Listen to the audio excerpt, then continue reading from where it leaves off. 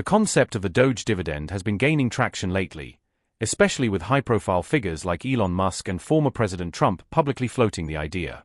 The proposal suggests a one-time and return $202 trillion in savings, which would then allow for $400 billion to be distributed as refund checks. However, the big question remains, how close are we to achieving these savings, and what are the chances this idea actually becomes a reality? First, let's talk about who would qualify for this dividend.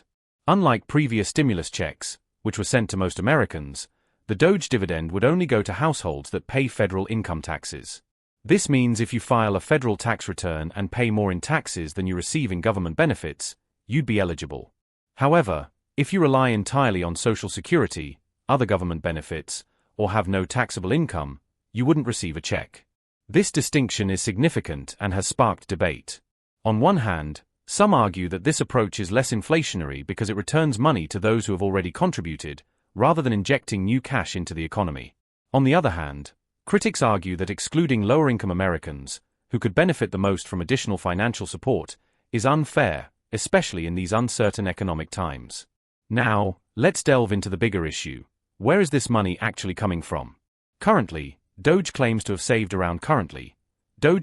saved around $65 billion by eliminating fraud, renegotiating contracts, and downsizing certain government programs. However, this figure is far from the $2 trillion savings goal needed to fund the proposed checks. Even Elon Musk has acknowledged that achieving $2 trillion is a best-case scenario, and realistically, they might only achieve around half that amount, roughly $1 trillion. Doge savings are attributed to various measures, including fraud detection, contract renegotiations, and program downsizing. Despite these efforts, the actual impact on the national debt remains minimal, as the claimed savings represent only a small fraction of the total federal expenditures. The discrepancy between Doge's reported savings and the actual verified figures has raised concerns about the accuracy of their claims. Additionally, even if Doge reaches its savings goal, there's no guarantee the money would go toward refund checks. Congress would have to approve any payouts, and even Republican lawmakers have expressed hesitation.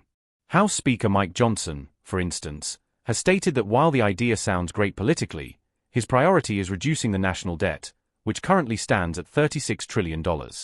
Other lawmakers, such as Senator Ron Johnson and Senator Cynthia Lummis, have echoed this sentiment, arguing that any savings should first go toward paying down the deficit. The potential impact on inflation is another concern. A $5,000 check could either have a negligible effect if most recipients save or use the money to pay off debts, or it could drive up demand and push prices higher if spent rapidly. This uncertainty has led some economic experts to remain skeptical, suggesting that now might not be the right time for any kind of consumer stimulus, even if it's funded by government savings rather than new spending. Furthermore, a major hurdle is whether Doge can generate enough verifiable savings to fund these checks at all. While the department has made some progress, multiple reports have highlighted that many of their claimed savings have not been independently verified, and some experts warn that the numbers may be exaggerated. So, where does this leave us? Right now, the Doge dividend remains merely a proposal. There's no bill, no official government backing, and no clear timeline for when or if these checks might ever be distributed. The savings goal is incredibly ambitious, and without solid proof of where those savings are coming from, it's difficult to gauge the plan's realism.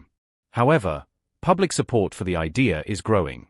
A recent poll found that most Americans support the Doge dividend, with strong backing from both Republicans and Democrats.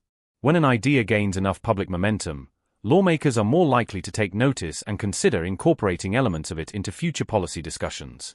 Many financial analysts suggest that while the current proposal may not immediately result in checks being sent out, it could serve as a catalyst for broader discussions about government efficiency and fiscal responsibility. They argue that even if the full plan isn't implemented, partial measures or similar initiatives might be adopted in the future to reduce waste and improve public finances. So, should you expect a check anytime soon? Probably not.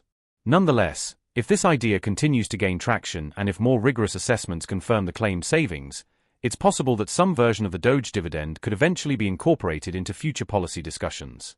The current political and economic debates have intensified, and this proposal has sparked a wider conversation about government spending, efficiency, and how best to support taxpayers. What do you think? Does this seem like something that could actually happen, or is it just another political idea that sounds good but won't go anywhere? Please share your thoughts in the comments below. If you found this breakdown helpful, don't forget to subscribe so you don't miss future updates.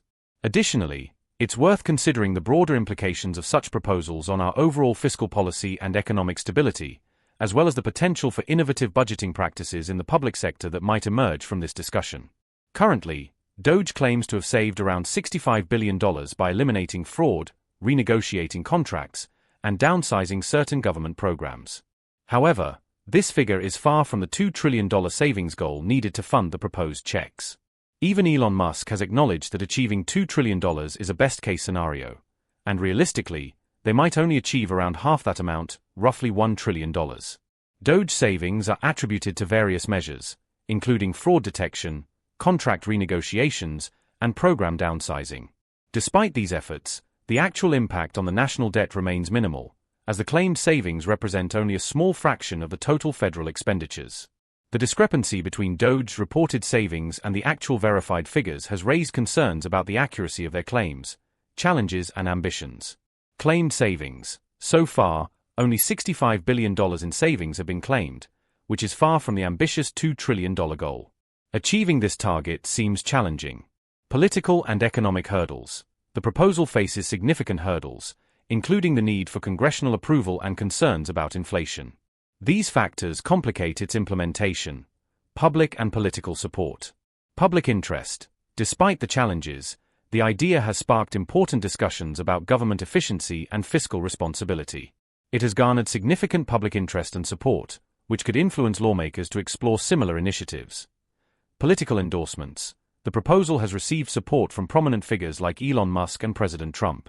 Musk has expressed interest in presenting the idea to Trump, and Trump has endorsed the concept of distributing a portion of the savings to taxpayers.